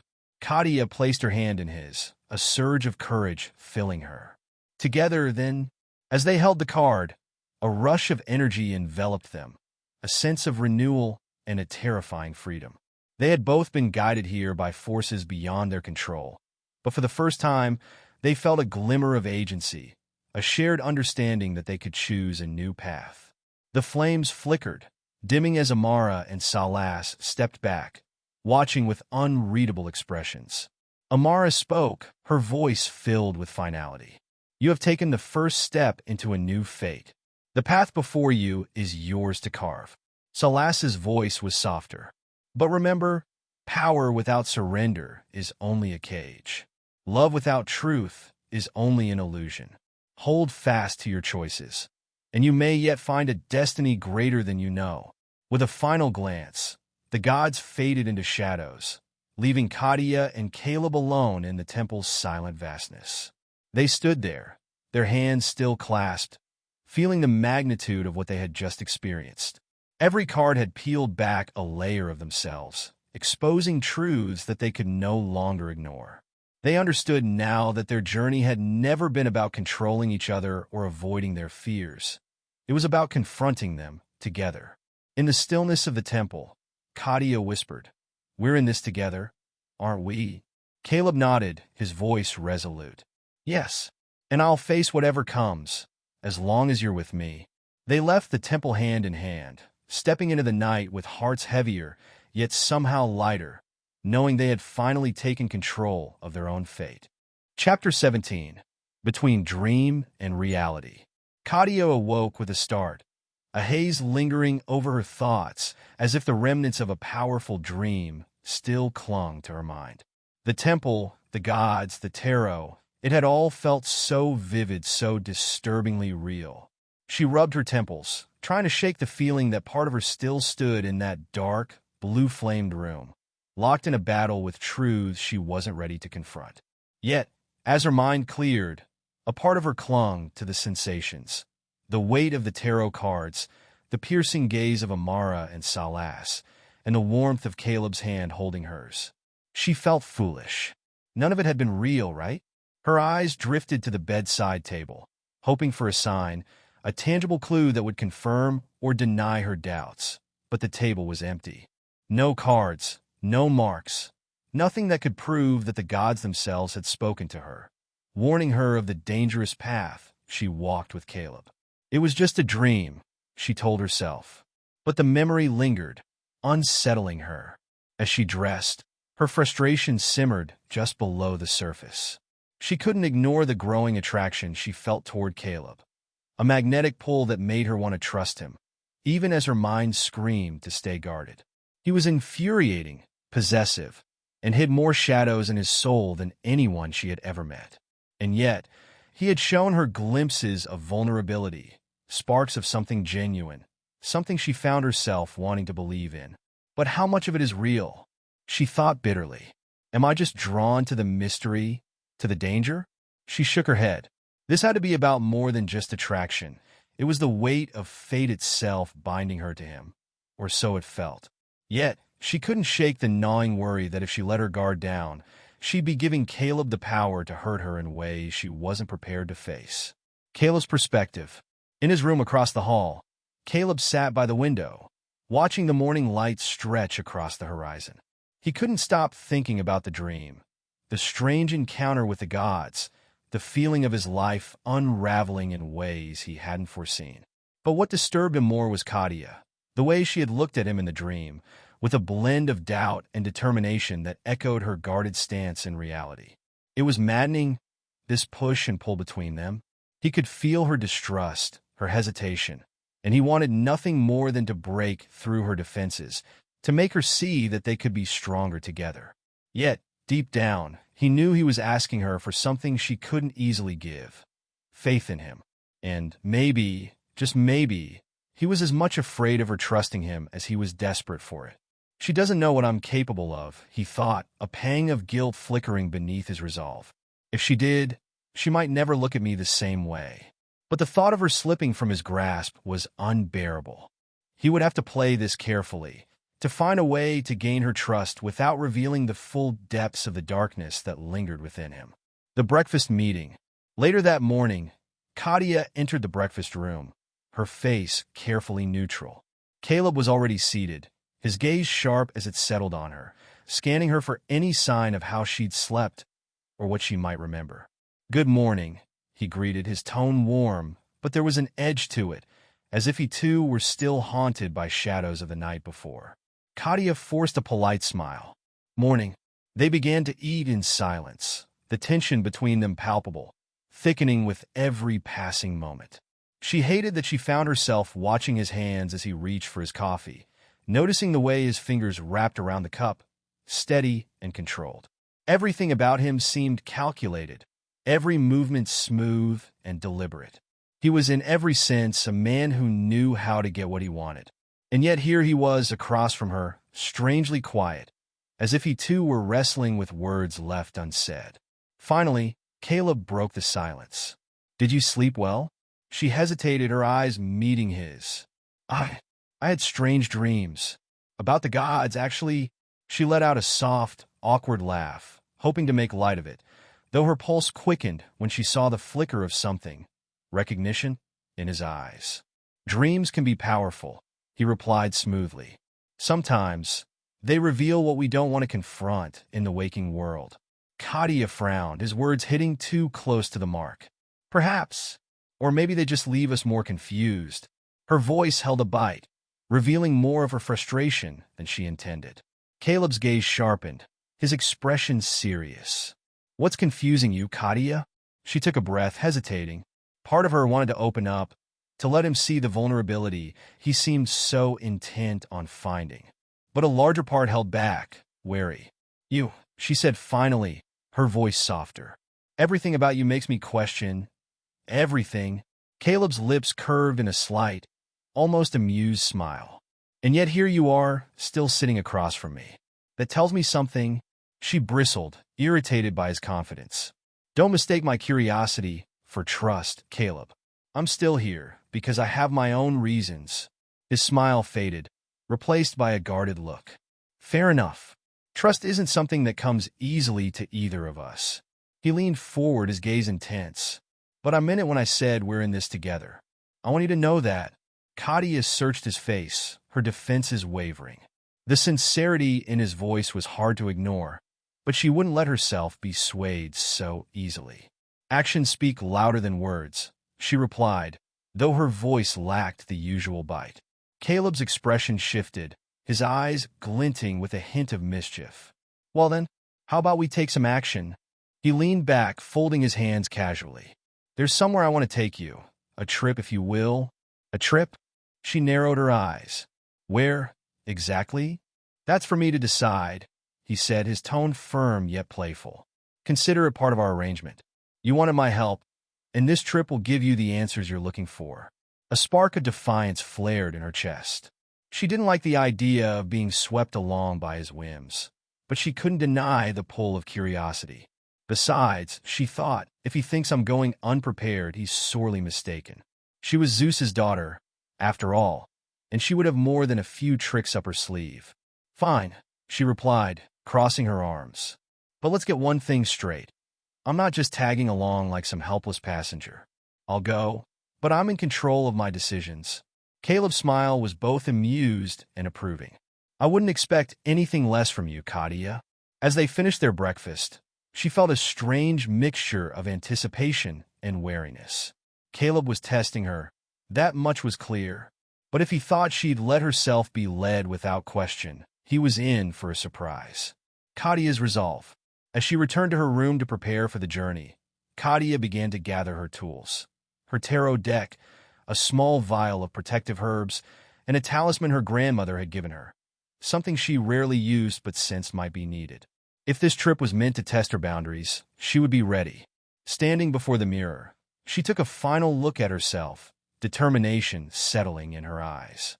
She might be drawn to Caleb, tangled in a complex web of attraction and mistrust, but she was her own person, first and foremost.